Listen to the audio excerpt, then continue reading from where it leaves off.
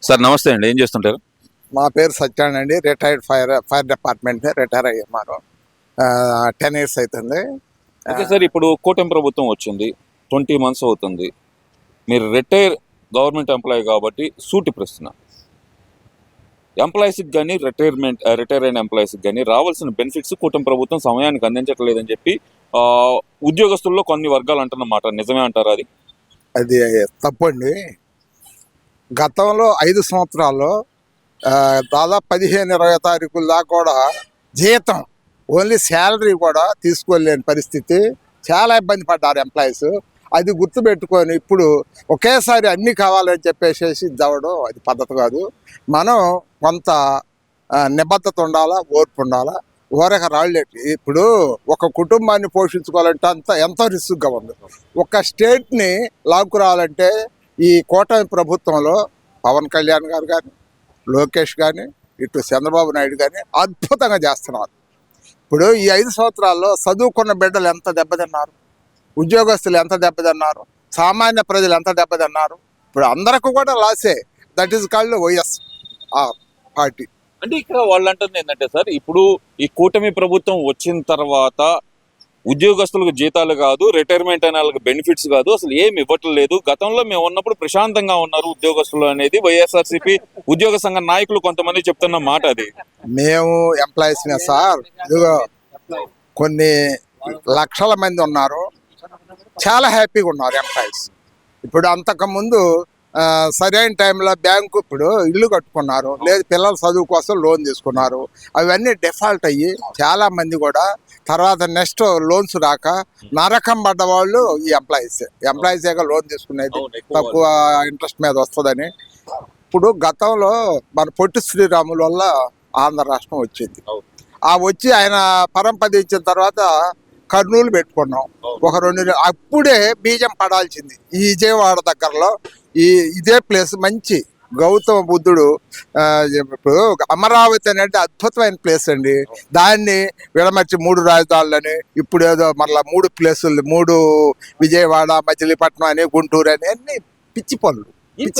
జనాలు అందరూ అప్రిషియేట్ చేస్తున్నారని చెప్పి వాళ్ళు ఒక పక్కన చెప్తుంటే మీరేమో పిచ్చి పని అనే మాట ఒక చిన్న మాటతో తీసేసారు. ఒకటి తెలంగాణ నుంచి వచ్చాం, రైతులు ఒక గవర్నమెంట్కి మంచి సపోర్ట్ ఇచ్చి వాళ్ళ పొలాలని, ఏది తల్లిదండ్రులు ఇచ్చి సంక్రమించిన పొలాలని అవన్నిటిని కూడా చంద్రబాబు నాయుడిని నమ్ముకొని ఇచ్చారు. నరకం పడ్డారు కదా సార్, ఎంతమంది చనిపోయారు. ఇంకా మరలా ఇంకా ఇదే పద్ధతిలో పొల్లేట నెగటివ్ అప్రోచ్మెంట్ ఇస్ నాట్ గుడ్ అండి. నెగటివ్ తప్పితే లేదు. ఇక్కడ మీరు నెగటివ్ అప్రోచ్మెంట్ అంటున్నారు.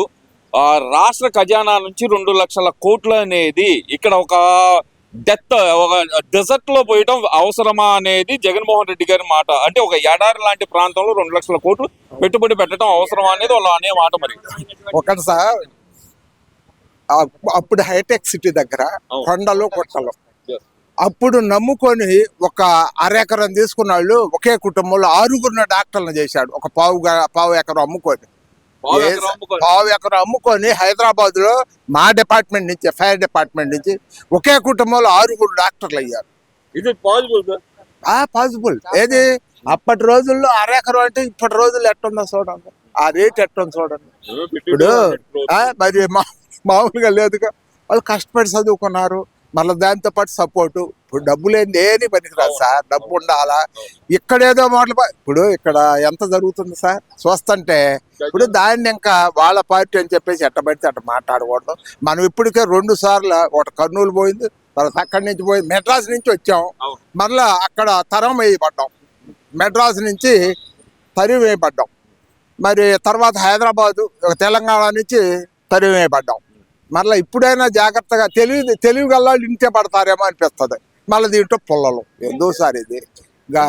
ఇక్కడ ఒక్క విషయం సార్, ఆయన చెప్తుంది ఏంటంటే కనుక హైవే పక్కన అయితే గనక 20 ఇక్కడ పెట్టే ఖర్చులు అంటే ఈ 2 లక్షల కోట్లలో 10% తోటే, అంటే 20,000 కోట్లతోటి బాగా అభివృద్ధి చెందుతుంది రాష్ట్రానికి. ఇది గ్రోత్ ఇంజిన్, ఎకనామిక్ కారిడార్ అవుతుంది అనేది జగన్మోహన్ రెడ్డి గారు చెప్తున్న మాట. మరి అది వాస్తవమే అనుకోవాలంటారా? మరి వాస్తవానికి విరుద్ధం అండి. వారు ప్రతి ఒక్కటి కూడా అన్నా క్యాంటీన్ తీసేయాల్సిన అవసరం ఏమొచ్చింది? లెక్కర్ని అట్లా ప్రైవేటీకరణ చేసేసి అలా ఇచ్చేటానికి ఏమైంది? ఇప్పుడు రైతులు భూముల్ని ఇప్పుడు విపరీతంగా అక్కడ చిత్తూరు నుంచి ఇది శ్రీకాకుళం వరకు జరిగిన యుద్ధాంశం అంతా మీరు చూశారు. మీరు మీకు మాకన్నా ఎక్కువ నాలెడ్జ్ ఉంటుంది. ఎంతో మంది తో మీరు కాంటాక్ట్ అయి ఉంటారు. కాబట్టి ఇదంతా కూడా అండి నెగటివ్ అంతా ఏకాడికి చంద్రబాబు నాయుడు ఇంకా పోతే బెస్ట్ అనే ఉద్దేశంతో కానీ అది భవిష్యత్తులో ఇలాంటి వాళ్ళు రావడం అనేది కష్టమండి. లేదు సార్, ఆయన చాలా కాన్ఫిడెన్స్ చెబుతున్నారు. మీరు చట్టాలు చేయండి, ఆ చట్టాలను మార్చే సత్తా మళ్ళీ అసెంబ్లీకి ఉంటుంది, నేను మార్చి చూపిస్తాను, నేను వస్తాను అనే మాట జగన్మోహన్ రెడ్డి గారు చాలా కాన్ఫిడెంట్ గా చెప్తున్నారు. మరి కుటుంబంలో తల్లి చెల్లి ఎంత కష్టపడ్డారండి వారిని లాక్కురావడానికి, సీఎం కావడానికి. అలాంటి తల్లి చెల్లె బహిరంగంగా వచ్చి చెప్తుంటే ఇంకేడుంది సార్, ఆయన జీరో. అసలు ఈ 11 కూడా రావు భవిష్యత్తులో. 11 రావంటారు ఏం సార్? 263 ఈజ్ మై కాన్ఫిడెన్స్ అంటున్నారు ఆయన. నో మీకు తెలుసు, మీకు అద్భుతమైన నాలెడ్జ్ ఉంది. ఇప్పుడు ఎన్నో సార్ల నుంచి ఈ ఆయనకు నెగటివ్ రిజల్ట్ జీరోనే. ఇప్పుడు మన ఎంపీ, గుంటూరు ఎంపీ పెమ్మసాని చంద్రశేఖర్ అద్భుతమైన వర్కరు, మన అదృష్టం. ఆయన అమెరికాలో మెడిసిన్లో కొంత బుక్స్ రాసి ఎన్నో కోట్లు సంపాదించి, ఆయన అవసరం లేదే, దీని మీద సంపాదించిన అవసరం లేదు.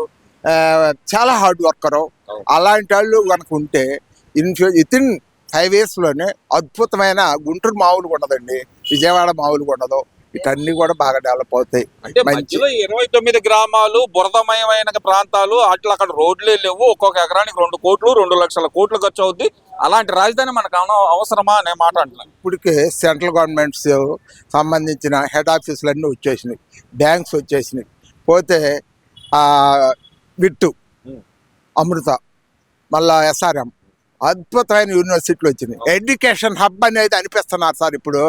అంతకుముందు ధన్ గారు ఉన్న టైంలో గుంటూరు అంటే ఎడ్యుకేషన్ హబ్ అనేవాడు. ఇప్పుడు ప్రజెంట్ గుంటూరు విజయవాడ ఈ రెండింటి మధ్య ఉన్న ఈ Amaravati in future within 10 years లోనే మంచి, మనం అసలు అక్కడ ఒక గజం కూడా కొనలేని పరిస్థితి ఉంటుంది. చాలా హ్యాపీగా ఉంటుంది సార్. తరతరాలు చూడలేవు అని చెప్పి కొంతమంది అంటున్న మాట సార్ ఇది. ఇప్పుడు చంద్రబాబు నాయుడు గారు 2028 నాటికి మొదటి దశ పూర్తి చేసి చూపిస్తాను అంటున్నారు. కానీ కొంతమంది అంటుంది ఏంటంటే ఇంకో 10 తరాలు, మనం ఇంకో 100 సంవత్సరాలకైనా సరే అమరావతి అనేది ఒక పూర్తి కానీ గోస్ట్ సిటీగా మిగిలిపోతుంది అనే మాట అంటున్నారు. మరి అసలు ఈ 1.5 year లోనే అద్భుతమైన రిజల్ట్ చూపిస్తుంది. మేము మొన్న 3 రోజుల నాడు వెళ్ళాము, ప్రత్యేక నెలకోసారి వెళ్తున్నాను నేను. ఎందుకంటే అక్కడ అసలు ఎంతమంది ఇప్పుడు అమరావతి రాజధాని అనగానే ఒక 500 మంది వర్కర్స్, ఒక 1000 మంది వర్కర్స్ దిగిపోయారు సార్. ఇప్పుడు ప్రజెంట్ అట్లా ఉన్నది, చాలా బాగుంటుంది. అది అందరూ కూడా, ఇదిగో మన మిత్రులు ఉన్నారు, వాళ్ళతో కూడా మాట్లాడొచ్చండి. Happy, thank you very much.